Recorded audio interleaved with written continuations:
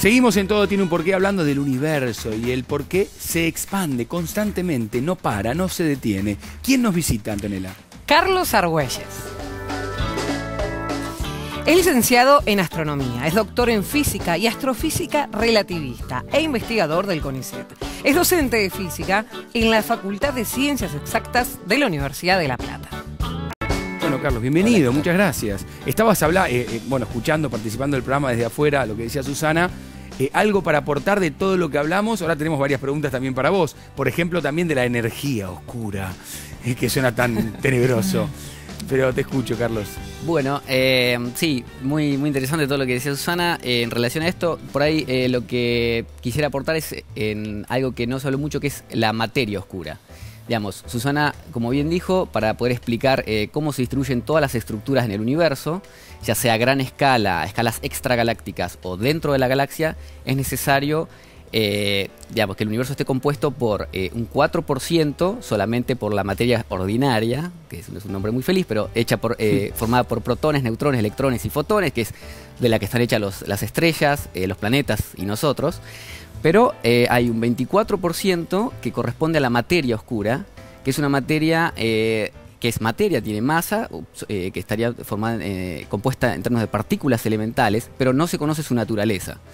Y después el resto, el 70%, en esta entidad de energía aún más desconocida, que lo permea todo, que es la energía oscura. Pero lo que me gustaría aportar es en términos de la materia oscura, que es el campo mío de investigación.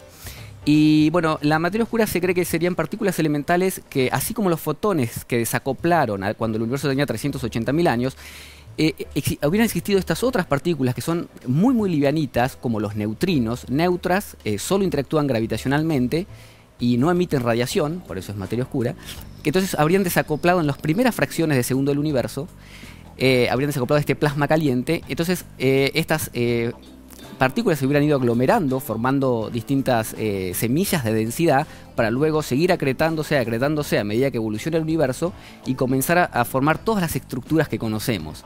Es decir, cúmulos de galaxias y hasta ahí, no más bajo que galaxias. Bien, vamos a seguir con esto y preguntándote, pero queremos ver, porque lo hemos mencionado, habló Susana hace un ratito con respecto a Hubble, las leyes, pero también del telescopio, que lleva su nombre, obviamente. Vamos a ver el informe. El telescopio espacial Hubble es el mayor icono de la astronomía contemporánea. Gracias a él se han estudiado y fotografiado con lujo de detalles planetas, galaxias y nebulosas. Además, sus mediciones nos ayudaron a entender mejor la escala del cosmos, su velocidad de expansión y, por lo tanto, su edad. Su historia se remonta a 1977, cuando la NASA, con la colaboración a la Agencia Espacial Europea, inició la construcción de este cilindro plateado del tamaño de un vagón de tren y 11 toneladas de peso. Su nombre fue un homenaje a Edwin Hubble, un astrónomo estadounidense que durante la década de 1920 descubrió que el universo estaba en expansión y dio pie a la famosa ley de Hubble. El telescopio espacial Hubble fue lanzado al espacio el 24 de abril de 1990 a bordo del transbordador Discovery, y al día siguiente la tripulación lo colocó en órbita terrestre a 600 kilómetros de altura. Y allí quedó, orbitando a la Tierra y mirando el universo, por encima de la atmósfera terrestre desde una posición privilegiada. En todo este tiempo, gracias al Hubble, los astrónomos pudieron estudiar los distintos planetas del sistema solar, las constelaciones y montones de protoestrellas y discos protoplanetarios, que alguna vez serán nuevas estrellas y nuevos planetas. Las impresionantes fotos de la nebulosa de Orión, de la nebulosa de Carina y la del interior de la nebulosa del Águila son algunas de las mejores imágenes de este telescopio, que cambió para siempre nuestra forma de ver y entender el universo.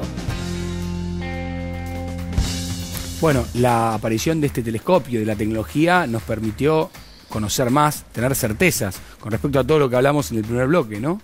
Del universo en general, ¿no? Y de esta expansión. También, más allá de todas las teorías que había, que venían de la década del 20, como charlamos, pero bueno, esto permitió de alguna manera corroborar que esto sucede. A mí me llama la atención el trabajo, el labor que hacen. Porque digo, jugábamos hace un tiempo con Susana que nos llevaba a viajar en el tiempo y decir, bueno, ¿cómo hubiera sido? Pero ¿se imaginan que puede llegar a venir? ¿Cómo estudian ustedes eso? ¿Qué puede llegar a pasar si jugamos a ir hacia adelante? Bueno, es divertido lo que vos proponés, pero como que esa respuesta me compromete, en el sentido que, como yo decía, hoy en día la comunidad científica está dividida respecto a cómo explicamos el mecanismo responsable para la expansión acelerada del universo, del cual sí tenemos datos observacionales bien concretos, ¿no? Entonces, yo en este momento, por ejemplo, estoy estudiando modelos de gravedad alternativa, y estoy muy abocada a ese estudio. Entonces a mí me gustaría, pero esto es desde lo personal y subjetivo, que esa teoría, comillas, ganara. Pero no es una respuesta científica la que te estoy dando, ¿no? O sea, pero porque no la hay, este es el punto. Entonces a mí me gustaría eso, y a mi colega... Pero que es muy dinámico esto, ¿no? Se Claro, está aprendiendo y a y otros colegas les gustaría, que trabajan en un modelo particular de energía oscura, si vos le haces la misma pregunta, te va a decir, y a mí me gustaría que ganara mi modelo de energía oscura para mostrar que yo realmente sé cómo esto es. Alguien, digamos, de todos los modelos que están en juego hoy, seguramente alguno dentro de 200 años va a ser, esperemos, ¿no? O a lo mejor sea otro que ni siquiera nos estamos imaginando. ¿Y el campo de trabajo de Carlos cuál es? Bueno, mi campo de trabajo es el de, como dije, el de materia oscura. Yo estudio intentando hacer una interconexión entre las partículas elementales, que es lo que serían los candidatos a materia oscura, y las estructuras macroscópicas a gran escala, como las galaxias o los cúmulos de galaxias. Pero acá hay un detalle importante. Cuando digo galaxias o cúmulos de galaxias, no me refiero a los discos, a los bulbos, que son los que emiten luz, sino a los halos. No sé si han escuchado este nombre. Los halos son una componente que tienen todas las galaxias en el universo, o probablemente más del 90%, que son como unas nubes de partículas elementales que envuelven a la galaxia, al disco y al bulbo, y que, digamos, están ahí autogravitando. Digamos, toda la parte exterior de lo que rodea la galaxia sería. Sí. Y cada esto, galaxia. una pregunta tal vez interesante es cómo uno sabe que existen estos halos. Es porque desde hace ya varias décadas, desde el 30 y hasta ahora, se han observado muchísimas, por ejemplo, velocidades de rotación de las estrellas alrededor de la galaxia, así como la Tierra orbita alrededor del Sol. Y cuando observando de estas velocidades tangenciales de las estrellas alrededor de la galaxia, y teniendo en cuenta y considerando, digamos, los modelos de disco y de bulbo que eran bien conocidos, los que emiten luz, entonces eran bien conocidos, cómo era la masa ahí adentro, no lograba explicar la magnitud de esa velocidad de las estrellas. Para poner un ejemplo, sabemos que la Tierra se mueve orbita aproximadamente a 30 km por segundo porque la masa del Sol es la que es. Digamos, la ley de Newton conecta la masa interna a la órbita en que orbita está el planeta Tierra, y entonces, por analogía, en la galaxia, toda la masa dentro de la órbita debería poder explicar la velocidad esta tangencial. Ahora, ¿qué sucede? Toda la materia que emite luz no logra explicar esta velocidad tangencial. Entonces, los astrónomos y los físicos... ¿Hay algo más? Hay algo más. Esto es materia oscura. Entonces, mi desafío es conectar partículas elementales para poder explicar la materia oscura en las galaxias. Carlos, yo voy a ir a algo bastante más simple, pero ahora me decís halo, era algo que yo desconocía, entonces me gustaría saber por qué está formado el universo, o sea, por halo, por qué más elementos. Exacto. Bueno, esa es buena pregunta. Si vamos a se puede responder de dos maneras, ¿no? Si vamos a los constituyentes elementales, dijimos que el universo está compuesto por protones, neutrones, electrones y fotones, que corresponden a la materia bariónica, esta materia oscura, que no sabemos bien qué es, y la energía oscura. Ahora, las estructuras a mayor escala está compuesto por, digamos, planetas, estrellas, planetas fríos, estrellas que explotan, galaxias, y cuando nos vamos a estructuras más grandes, tenemos grupos de galaxias, que están formados más o menos por decenas a centenas de galaxias, y supercúmulos de galaxias, que están formados por miles a decenas de miles de galaxias. Y todos estos se unen, digámoslo así, en una red cósmica, que es como una telaraña cósmica, que se interconecta. Algo así como la red neuronal que uno alguna vez vio, con nodos y filamentos. Bueno, la estructura a muy gran escala en el universo tiene esta estructura. Y en esto, y retomando un poco lo que dice ella, digo... Espera, ¿cómo se llama el grupo de galaxias que tiene a la Vía Láctea? El supercúmulo se llama Laniakea, que quiere decir cielo inconmensurable en hawaiano. Fue descubierto hace muy poquito. ¿Cuántas galaxias son, además de la Vía Láctea? Millones. ¿Millones? Millones, sí. Sí, cientos Del orden de miles, millones. del orden, sí. Y lo interesante que nosotros, Alejandro López antes nos hablaba de las culturas y las distintas maneras de abordar. Fíjense que muy antiguamente se pensaba que la Tierra estaba en el centro del universo, luego se puso al Sol en el centro del universo y muchas veces ahora se piensa que mucha gente podría pensar que la galaxia Vía Láctea. Si vos mirás un mapa de la Niaquea, nosotros estamos en una esquinita. Siento defraudarlos, pero no estamos en el centro, ni siquiera de nuestro cada vez más supercúmulo. mínimos, más Nada, no somos nada. No somos nada, es una No, frase que no es somos así, no nada. somos nada, pero de nada. Somos un mundito. Yo tengo una pregunta que... Perdón, antes Ay, perdón. No, bueno, en realidad era un poco retomando lo que decía Connie recién, o esto que nos van contando de cómo, digo, no te creo, si te digo no te creo, ¿cómo me lo comprobas? Digo, ¿qué? Para que no sea una cuestión abstracta, Muy ¿dónde bueno. está lo empírico? Sí, exacto. Esa es muy buena pregunta. Para responderlo en términos simples, el por qué está basado en una teoría física matemática. Esto es la teoría del Big Bang, que es cómo evoluciona el universo como un todo, que está apoyado en la teoría de relatividad general de Einstein, más otras teorías que tienen que ver con las interacciones fundamentales que existen entre las partículas.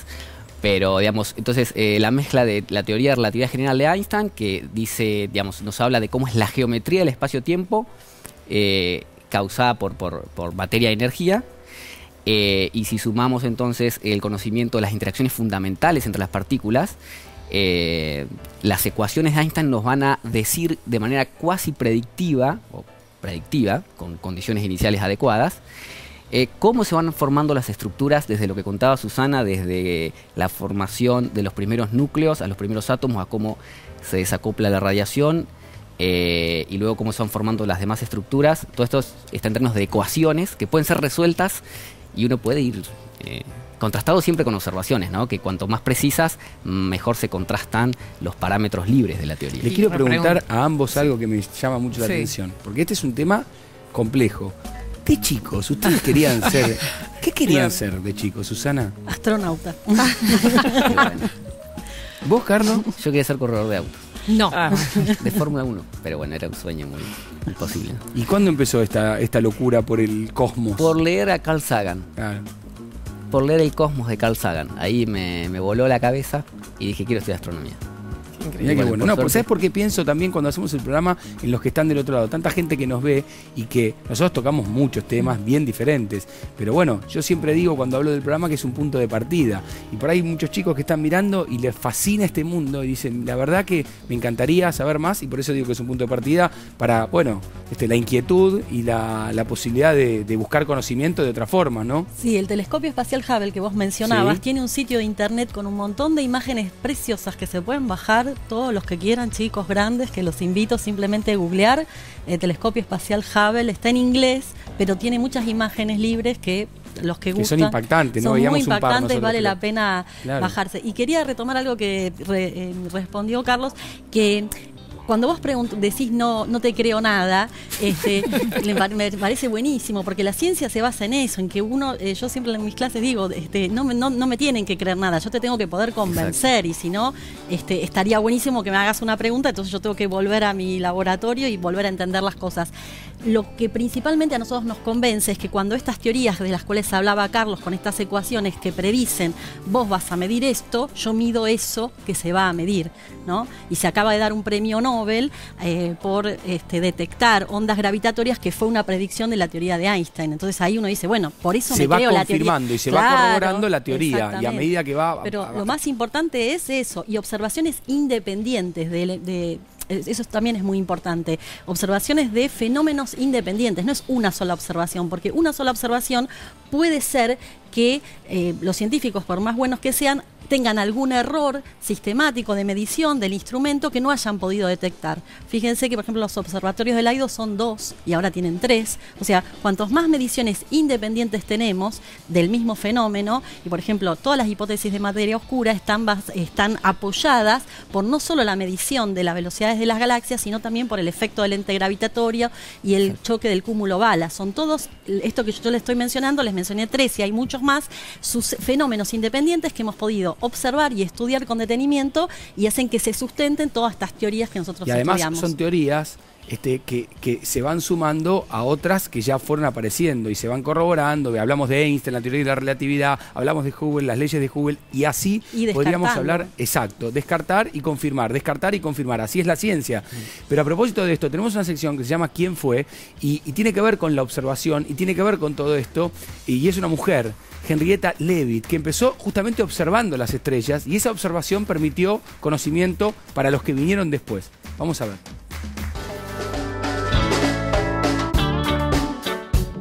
Henrietta Leavitt fue una astrónoma estadounidense que nació en 1868. Sus descubrimientos fueron cruciales para nuestra actual comprensión del cosmos. A fines del siglo XIX, el universo era visto como una foto plana y sin profundidad. La única manera de calcular la distancia de las estrellas próximas entre sí era mediante métodos geométricos, pero los objetos más lejanos, como las nebulosas o los cúmulos, eran manchas y nada más. Con esta situación lidiaban los astrónomos hasta que en 1912 una mujer resolvió el problema. Henrietta inició su trabajo en el Observatorio Astronómico de Harvard, donde se unió a un grupo de mujeres que realizaban un trabajo tedioso, mal pago y poco reconocido. Debían analizar y contar las estrellas que aparecían en miles y miles de placas fotográficas. Fue entonces que Henrietta encontró estrellas con propiedades curiosas. Su luminosidad variaba periódicamente en forma gradual. Así, contó 1777 estrellas variables, pero rápidamente se interesó por un grupo de estrellas en particular, las cefeidas. Henrietta identificó 16 cefeidas en las nubes de Magallanes y determinó sus periodos de variación de brillo. Cuanto más brillantes eran, más largo era el periodo de variación. Esta relación permitió determinar de forma bastante precisa la distancia relativa entre estrellas muy lejanas y otros objetos estelares. Además, algunos años más tarde, los resultados de Henrietta le permitieron al astrónomo Harlow Shapley medir la Vía Láctea y a Edwin Hubble demostrar que el universo está en constante movimiento y expansión. Sin los aportes de Henrietta Leavitt, ninguno de estos avances hubiesen sido posibles. Sus descubrimientos rompieron con la visión estática del universo. Sus contribuciones al mundo científico fueron reconocidas en 1925, luego de su muerte, cuando quisieron proponerla como candidata al premio Nobel. Y aquí estamos con Milrud. ¿Qué dice, Bien. amigo? Muy bien, aquí ando. No ¿Todo puedo en saber, tengo orden? las manos llenas de canicas. De canicas, me encantan las canicas. Canicas, ¿Son de diferentes tamaños? No, son iguales Son todas. todas iguales, sí. Perfecto. ¿Sabes jugar las Brit? Sí, he jugado. Sí. No soy un... no llegó la Play cuando yo tenía 5 años. No. Jugaba esto, entre otras cosas. Muy bien. ¿Y a los autitos jugabas? También, ¿Y con qué hace- masilla adentro. Claro, y cuando llevabas el autito, Carlos quería ser piloto de Fórmula 1. Sí. ¿Qué ruido hacías cuando movías el autito? Me voy a sentir mal si te lo hago acá. Brum, brum, brum. Y cuando pasaba hacías... Ese ruido que cambia, no se mantiene, no es que hace... sino que... Porque y se aleja. cambia. Exacto, eso es el efecto Doppler. De eso vamos a hablar. El efecto Doppler es el cambio de frecuencia aparente, porque nosotros percibimos un cambio, en realidad no hay, cuando cambia la posición relativa del emisor Del receptor, claro. del receptor. Más cerca, más lejos, cerca, lo más escuchás más o menos. Exacto. Más Si estamos- agudo, más grave. Exactamente, si estamos a la misma distancia. Ahora, nos quedamos fijos. Yo canto cualquier nota. No. No, te estoy cargando. Canto cualquier nota. Es una nota constante y vos la percibís siempre a la misma nota. ¿Viste cuando uno tira una bolita, por ejemplo, al agua y se hacen esas ondas? Sí. Eso pasa en el agua, pasa con el sonido y pasa con la luz también, y por eso nos vamos a referir a esto en este programa. En particular en el sonido, cuando uno canta un La 440, ¿qué es 440?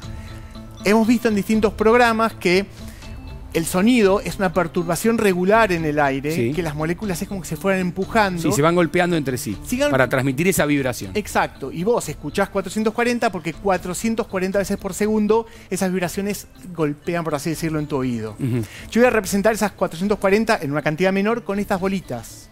Estas bolitas van a ser las veces de esas perturbaciones que llegan al oído. Este va a ser el receptor y yo voy a ser el emisor. Si yo empiezo a soltar las bolitas a un intervalo regular, esto es muy importante, a un intervalo regular, vamos a ver que caen y hacen un ruido en el bol con un intervalo regular, con una frecuencia constante. Pero si yo me muevo y sigo volcando las bolitas a la misma velocidad, cada bolita tarda más tiempo en recorrer el camino y vamos a escucharlo. A ver. Yo empiezo...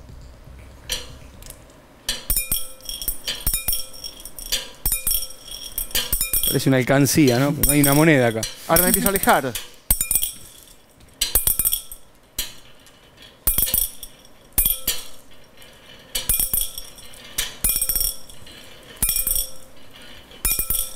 Y escuchamos como cuando yo me alejaba, el receptor recibe menos veces esas perturbaciones, la frecuencia es más baja. Ujú. Ese es el efecto Doppler, es ese cambio en la percepción, un cambio aparente, cuando se separan, o se acercan el emisor y el receptor de la onda. Perfecto. Como el sonido de la ambulancia cuando la ¿no? Como el sonido de la ambulancia, ¿querés Cuando cantarlo se vos? aleja. No, te agradezco tanto. No, Bueno, a mí me perfecto. sale bien, pero también vamos a... Ah, ¿lo querés editar. hacer? No, no quiero, digo que me sale bien nomás. Ahí está. Nos vamos a ir a la pausa con el sonido de la ambulancia de... No, sacala. Con la Bueno, también podría venir la policía, porque esto... la sirena, sí. La policía...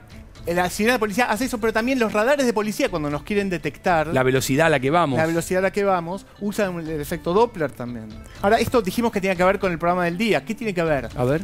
Las ondas, voy a pedir que Susana me ayude en lo posible, las ondas de sonido o lumínicas se comportan de manera regular. Y también pasa lo mismo con la luz. Cuando el objeto se está alejando, el color con el que lo percibimos también cambia. Cuando se aleja lo vemos más tendiendo al rojo y cuando se aleja más tendiendo al azul. Al azul, exactamente. De hecho, técnicamente se llama descubrimiento del corrimiento al rojo de las galaxias, ¿sí? Corrimiento al rojo. Entonces, el efecto Doppler fue una de las llaves que abrió la puerta para poder entender que la galaxia se estaba expandiendo, que el universo se estaba expandiendo.